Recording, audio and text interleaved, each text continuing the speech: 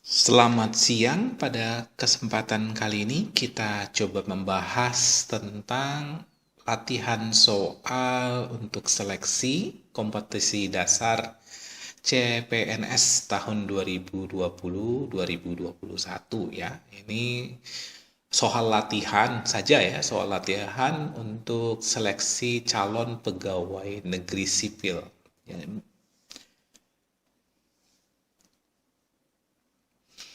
yang saya ambil ini adalah soal numerasi ya, soal numerasi atau soal matematika, matematika dasar. Yang pertama coba kita lihat ya.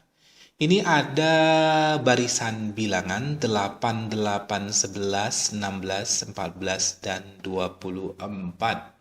Sekilas kalau barisan bilangan ini tidak terlihat polanya. Kita bisa coba kita tulis kembali, ini 8, 8, 11, 16, 14, dan 24. Nah, kalau sekilas saja kita nggak akan bisa melihat polanya. Tetapi kalau kita amati lebih detail, ternyata dia ada pola lompat.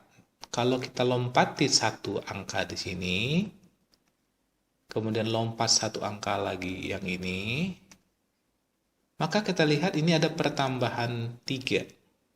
8 tambah 3 jadi 11. Kemudian 11 ditambah 3 jadi 14. Kalau begitu selanjutnya di sini adalah juga tambah 3.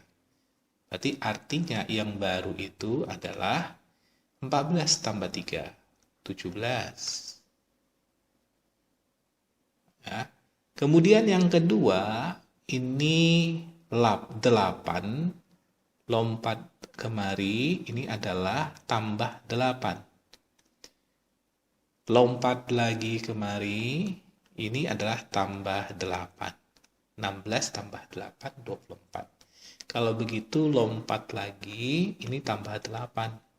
24 tambah 8 itu 32. Jadi angka selanjutnya adalah 17 dan 32. Itu kita pilih option B. Lebih lanjut kita lihat nomor selanjutnya ya. Ini barisan bilangannya 32, 32, 3. Oh, berarti ini cukup gampang. 32, 32. Berarti di sini 2. 32. Berarti habis 2 itu akan 3 lagi. Jadi 2 dan 3. 2 dan 3. Pilihannya adalah C. Yang ketiga, 7, 18, 29, 40, 51. 7 ke 18 itu tambah 11. Kemudian 29 juga tambah 11, 40 tambah 11, 51 tambah 11. Kalau begitu ini tambah 11 lagi. 51 tambah 11, 62. Ini jawabannya adalah B. Nah, nomor selanjutnya kita lihat minus 3,14 kali 47 tambah 18 kali 3,14 kurang 171 kali 3,14 ya, sama dengan berapa? Coba kita lihat bahwa di sini ada angka yang diulang berkali-kali, yaitu 3,14. 3,14, 3,14. Maka angka 3,14 itu bisa kita keluarkan. Kita tulis 3,14 di luar sebagai pengali utama. Ini jadi minusnya beralih ke 47. Jadi minus 47. 18 kali 3,14 bisa tukar tempat. Jadi sama dengan 3,14 kali 18. 18-nya positif. Min 171 kali 3,14 bisa tukar tempat juga. Jadi 3,14 kali 1 minus 171. Ini minus 171. Selanjutnya, yang dalam kurung kita bisa sederhanakan dengan jumlahkan saja ya. Min 47, ini ada 8, ini ada 1. Yang minus dan minus saya jumlahkan saja dulu. 7 tambah 8, 7 tambah 1, 8. Terus 4 tambah 7, 11. Tambah 1 tambah 1, 2. Jadi minus 218 tambah 18. Nah, bisa lagi 3, 1, 4 kali. Ini cukup gampang ya, jadi minus 200. Nah, selanjutnya saya akan dapatkan hasilnya adalah sama dengan 3 kali 2 kan 6. 1 kali 2, 2, 4 kali 2, 8. Nah, 00 ini menghilangkan koma, 2 angka belakang koma ya. Jadi 628, tapi jangan lupa ada tanda minus. Jadi jawabannya adalah minus 628. B lah jawabannya. Ini soalnya ini ada jebakannya ya. Ternyata option 628 ada. Nomor 49. Ya, ini nomor selanjutnya. 16 2 per 3. 16 2 per 3 ini adalah bilangan campuran. Dan, ini kemungkinan salah ketik adalah tulisannya dari ya. Dari, arti kata dari itu adalah persen. 16 2 per 3 persen kali ya. Tidak ada titiknya, ini persen. Kali 3, 2, 40 adalah berapa? Nah, pertama kita perlu sederhanakan bentuk pecahan campuran. Pecahan campuran bisa diubah menjadi pecahan biasa. Ya, berarti kita buat 16 kali 3 dulu. 16 kali 3 itu 48 tambah 2. Dibagi dengan 3. Ya, karena 3 sebagai penyebut. Persen artinya 1 per 100. Nah, ini kita kalikan dengan 3240. Nah, 48 ditambah 2 ini sama dengan 50. Sehingga 0 yang ada di atas ini, 0-nya ada 2, dibuang juga dengan 0 yang di bawah, saling menghilangkan. Selanjutnya, 3 dengan 324 bisa saling disederhanakan. 324 bagi 3 ini 1, 24 bagi 3, 8. 108. Jadi sehingga saya dapatkan angkanya berubah menjadi lebih sederhana, yaitu 5 kali 108. 5 kali 1, 5. 5 kali 8, 40. 540 lah jawabannya. Jadi option yang kita jawab itu adalah C.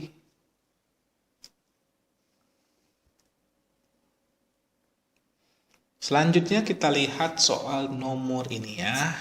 Uni membayar tidak lebih dari Rp35.000 untuk 6 potong kue keju dan 4 kotak susu. Ini biasanya soalnya soal program linier. Jadi kita misalkan saja kue keju ini sebagai suatu parameter atau variabel X. Jadi X sama dengan kue keju. 4 kotak susu. Berarti kita misalkan aja susu sebagai Y. Y sama dengan susu. Nah, Uni membayar tidak lebih. Kalau tidak lebih, itu biasanya bisa kurang. Bisa juga sama dengan. Ya, bisa kurang atau sama dengan. Nah, kalau kurang, berarti bisa kecil. Kalau sama dengan berarti maksimum.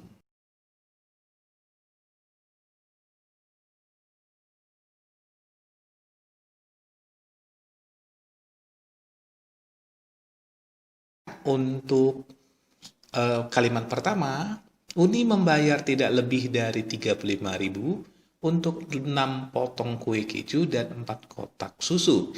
Nah, kalimat yang pertama ini bisa dinyatakan sebagai bentuk persamaan matematik, yaitu 6 potong keju bisa ditulis sebagai 6x, 4 kotak susu bisa ditulis ditambah dengan 4y, tidak lebih dari 35.000 ya, 35.000. Nah, itu kalimat pertama.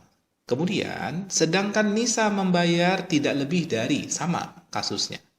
Berarti kurang dari atau sama dengan 50.000 untuk 4 potong keju ya, 4x. Dan tambah 8 kotak susu 8y. Ini juga kurang dari sama dengan 50.000.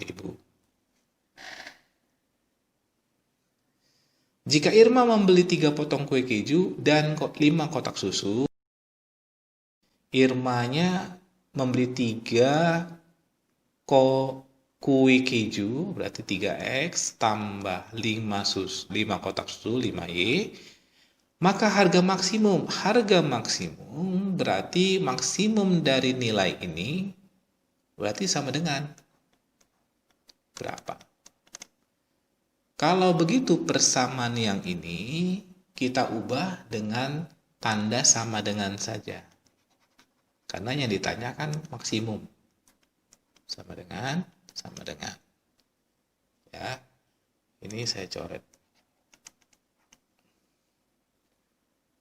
Nah, misalkan ya. Nah, maka ini saya coba hitung dulu. Saya kurangkan misalnya, kurang. Ini kan sama seperti kita mau cari 2 variabel dengan 2 persamaan, maka variabelnya bisa dicari. Kita eliminasi yang Y dulu. Berarti ini saya kalikan 2, ini kali 1. Saya kurang, berarti 4 kali 2, 8 kurang 8. Ini habis. Jadi Y-nya habis, jadi 0. Sedangkan X-nya 6 kali 2 itu 12. 12 ya, 6 kali 2, 12. Kurang 4 kali 1, berarti 12 kurang 4, 8. Oh, 8X. Sama dengan 35.000 kali 2, 70.000. Kurang 50.000. Dapatnya 20.000. Sehingga X-nya bisa saya hitung sebagai 20.000 bagi 8. 2.500. X-nya dapat 2.500. Y-nya bisa saya hitung. Y-nya sama dengan, dari soal yang mana ya enak ya? Yang ini saja. 4X tambah 8Y. 8Y. 50.000 kurang dikurang 4 kali 2.500, 10.000. Ya, kan 8Y berarti bagi 8. Ini hasilnya adalah 40.000. 40.000 bagi 8. Berarti dapatnya 5.000. Oke, sekarang tanya 3X tambah 5Y berapa? Berarti bisa saya tulis sama dengan 3 kali 2.500 tambah 5 kali 5.000. 7.500 tambah 25.000. Berarti 32.500. Inilah jawabannya untuk soal cerita yang tadi ya, 32.500. Kita lihat jawabannya adalah 32.500. C.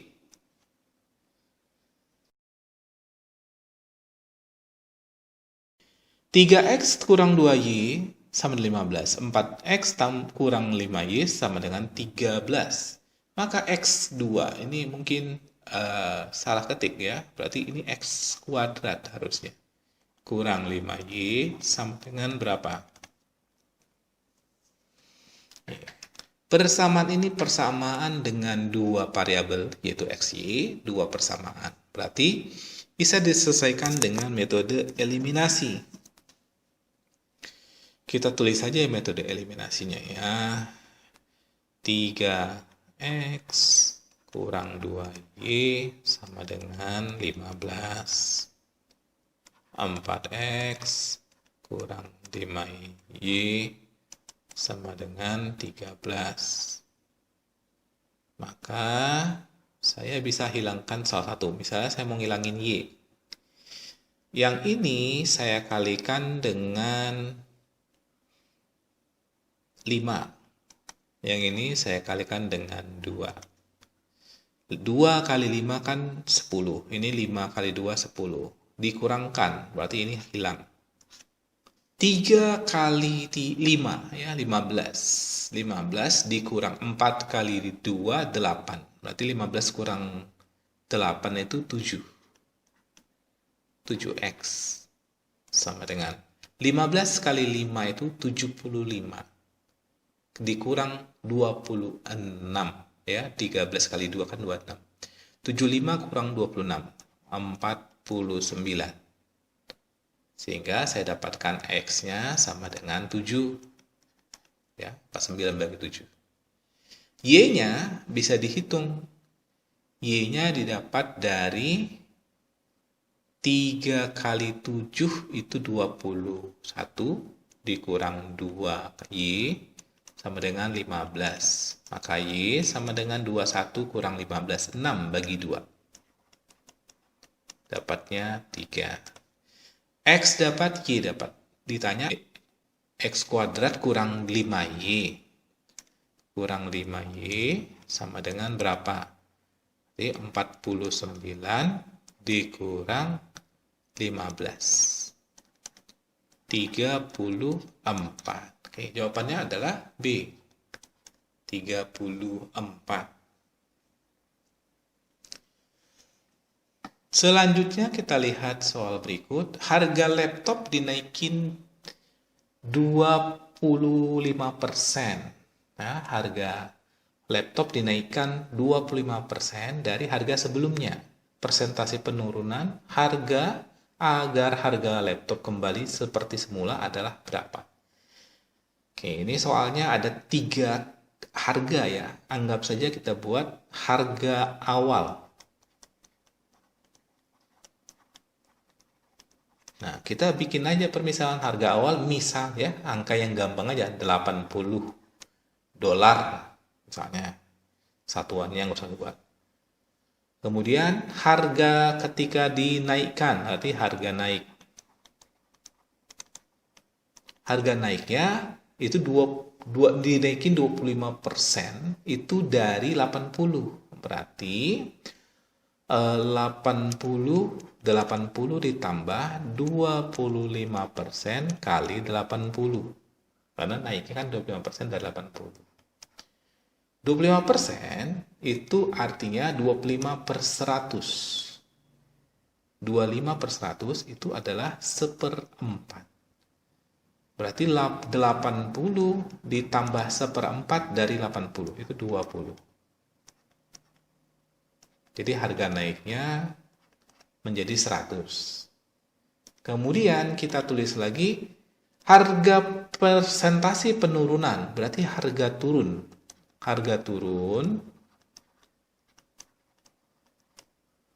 itu adalah harga naik dikurangin diskon ya. Penurunan itu diskon. Harga naik dikurangi diskon ya. Anggap penurunan ini adalah diskon. Harga turunnya seperti semula. Berarti harga turun bisa dituliskan sebagai, kita ganti ya, sama dengan harga awal. 80, harga naiknya kan 100. Diskonnya D. Maka saya bisa tentukan nilai D adalah 100 dikurang 80 sama dengan 20. 20, tapi belum persentase. Nah, kita perlu cari persentase penurunan itu berapa. Nah, kalau penurunan itu ditentukan berdasarkan harga sebelumnya. Harga sebelumnya dia adalah harga naik. Berarti 20 ini persentase diskonnya itu adalah 20 dibagi dengan, ini di sini harus hati-hati. Kita harus baginya bukan dengan harga awal, karena harga awal itu dinaikin dulu. Baru harga diturunin lagi. Jadi kita harus bandingkan dengan harga ketika naik. Harga naiknya adalah 100. Nah, ini baru saya kalikan dengan 100%. Jadi persentasenya ini saya coret saja, habis. Persentase diskonnya atau penurunannya 20%. Jadi yang kita jawab itu adalah A.